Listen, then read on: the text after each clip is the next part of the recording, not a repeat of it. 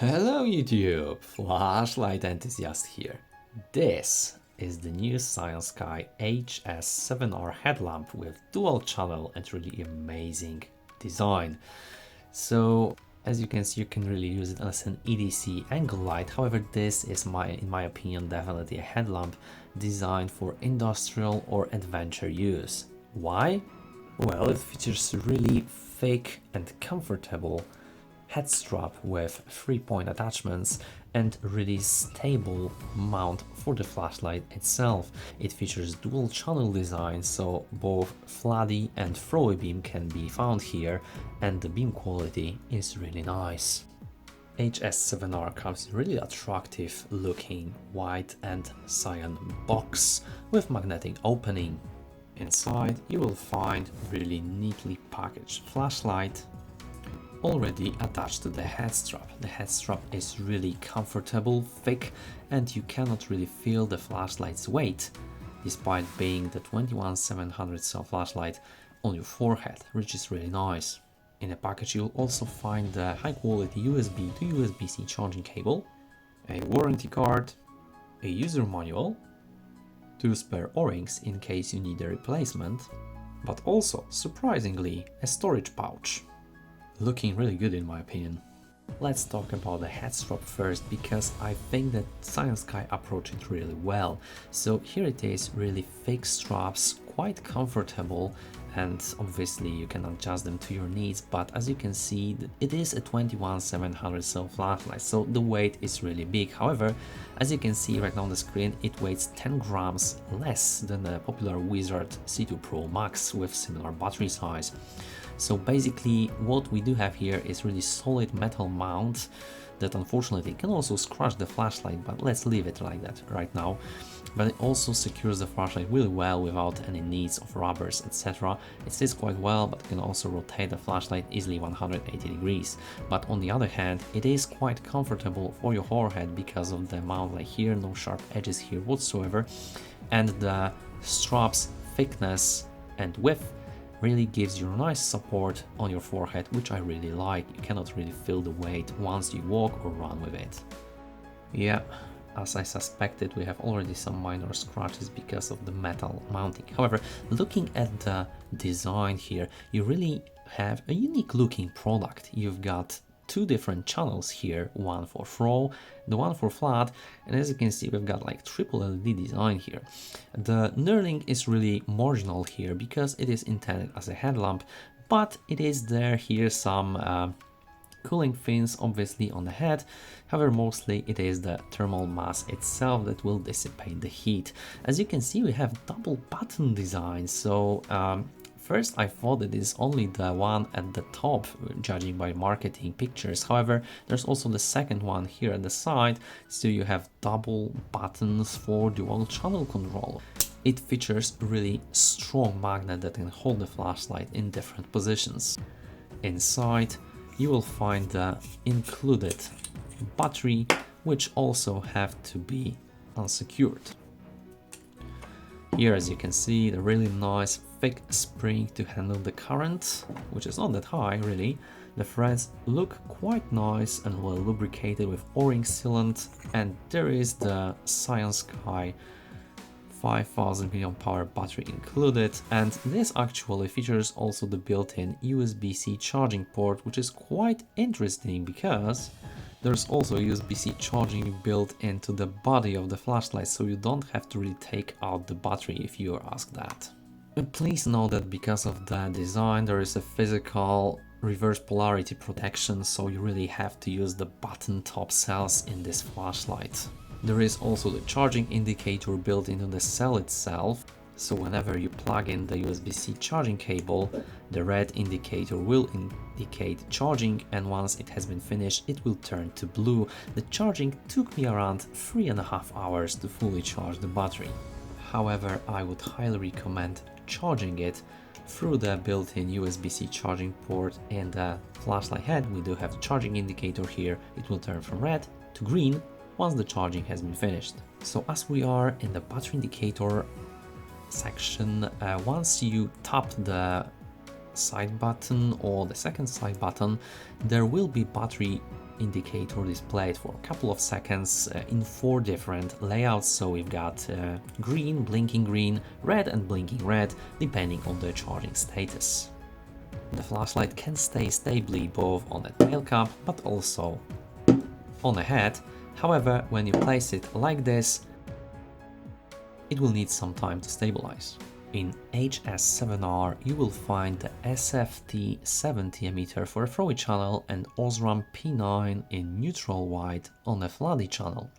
As you can see, there is also this little dot here, and this is, by all industry standards, the proximity or light sensor that will lower the output once it detects that the object is nearby. So basically, when you turn on the flashlight in some higher mode and you put something next to it, as you can see, the output will be lowered automatically, not to burn any hole in something, including your hand or pocket. Once you remove the objects, the output will return to the previously used level. When it comes to the UI, I really think that Cyansky missed the potential of 2-button interface, really, because what you get here is separate control over each channel by each button. So the upper one is for the flat channel, and you do hold the switch for half a second to turn on the last used mode, and then lightly tap it to advance into different levels. There are 4 of them, so low, medium, high and turbo, or whatever you call it. And to turn off the flashlight you hold the switch again, and when you turn it on again you do return to the previously used mode. Okay, so whether the flashlight is on or off, you can hold the second button to turn on the second channel, and the operation is identical again. So you lightly tap to advance through the loop of 4 modes, and then basically hold the switch from off. So there are no real shortcuts to any low or turbo mode. You can really double tap the switch and advance 2 modes at a time. Really, there's really lost potential in my opinion when it comes to some shortcuts, accidental activation, etc, etc. Luckily they included the lockout mode, so basically what you have to do is hold the switch slightly longer than you would turn it on. Then we'll have 2 blinks, and then when you tap it you do have again 2 blinks indicated that the flashlight is locked out. To unlock it, hold either one of the switches for about 3 seconds and then the flashlight will turn on. I completely understand that having 3 different LEDs in such a small head will be really heat generating, but my real problem is that despite being a dual channel flashlight, you really can only use 1 channel at a time, and you cannot turn all 3 LEDs at once. Here are my lumen measurements of the HS7R, both in flat and throwy channel. If you need more time, feel free to pause the video. So here is the turbo runtime graph of the spot channel, so SFT70 LED. And as you can see, despite having really nice thermal mass at the head, we have a step down after only 24 seconds, with slow further step down over the course of 12 seconds to around 806 lumen level after hitting 46 degrees Celsius, mind you.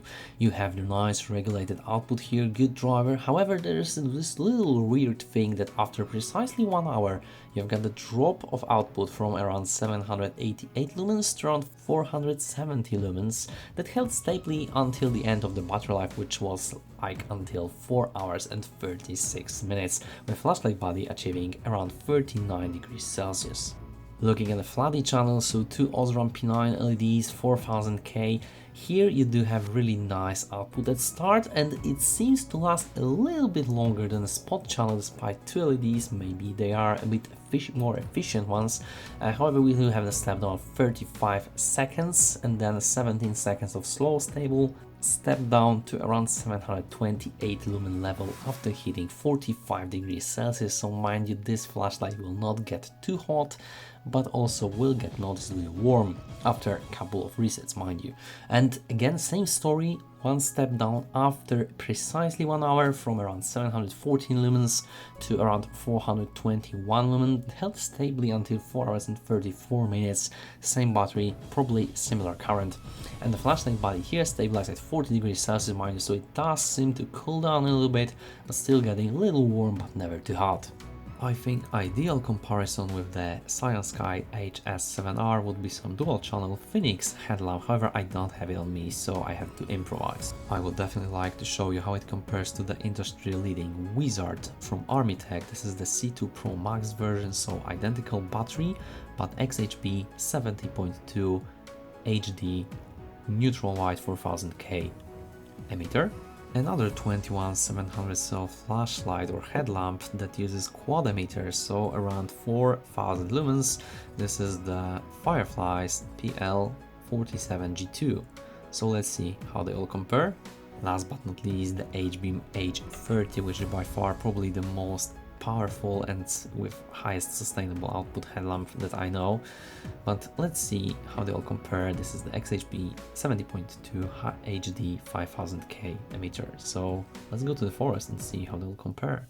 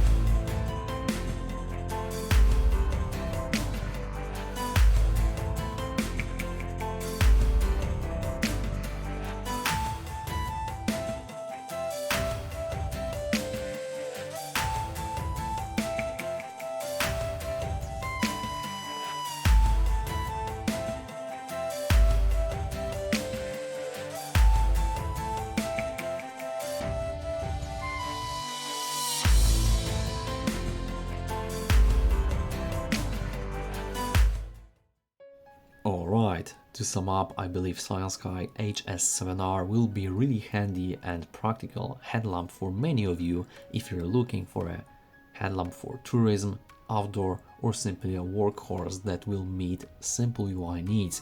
It basically features two different channels, so it's suitable for really different lighting situations. It has high capacity battery, USB-C charging built in, and well-regulated driver that will give you a constant illumination over time and really long run times. For any of you that are looking for cool features, I would definitely stick to either Wizard or Unreal powered headlamps. I believe the dual design button is really handy for overall operation, however I really miss some shortcuts to lowest and highest mode, as it could be easily utilized by some shortcuts, especially with dual button design. I found the Headstrap mount to be really comfortable for my forehead, and overall the design of Headstrap is really superior for longer trips and journeys. Last but not least, I would always appreciate the warmer LED choice, and as you have here, the warmer 4000K Osram P9 for a flooded channel, which is always a nice addition. We also have to praise Cyansky for a beam pattern, as despite having throw-in flooded channel, both are really ideal for your hiking and close area illumination. So I hope you enjoyed my review of the Cyansky HS7R. If you did, please hit the like button, hit the subscribe button to support the algorithm of this channel and not to miss any future video that I release. If you have any questions or personal experience with this flashlight, please let us know in the comment section down below. I try to answer them all. Thank you so much for watching and for your support, guys, and we'll see you in the next one.